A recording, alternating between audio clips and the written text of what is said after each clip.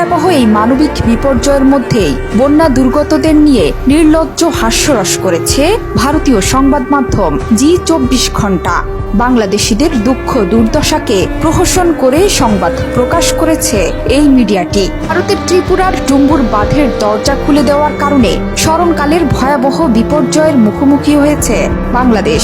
সবশেষ 1993 সালে অর্থাৎ 31 বছর আগে এই জলবিদ্যুৎ প্রকল্পের জলকপাট খোলা হয়েছিল। ওই আবহাওয়া এবং অতিবৃষ্টির সুযোগ নিয়ে বাংলাদেশকে ডোবাতে এবার বাঁধের গেট খুলে দিয়েছে দেশটি।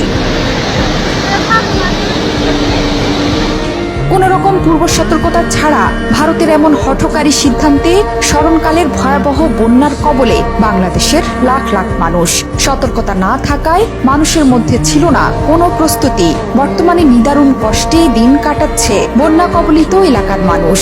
আর বাংলাদেশের মানুষের অসহায়ত্বের সুযোগ নিয়ে এমন ঘৃণ্য মজায় মেতে উঠেছে ভারতীয় গণমাধ্যমগুলো।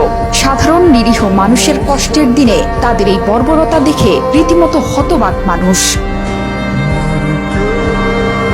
এরই মধ্যে ডুবেছে বাংলাদেশের ফেনী, নোয়াখালী, কুমিল্লা সহ 8টি জেলা। মুহুরী, কহুয়া ও সিলোনিয়া নদীর বন্যা নিয়ন্ত্রণ বাঁধের ভাঙ্গনস্থল দিয়ে প্রবল বেগে পানি প্রবেশ করতে থাকায় ডুবছে একের পর এক জনপদ।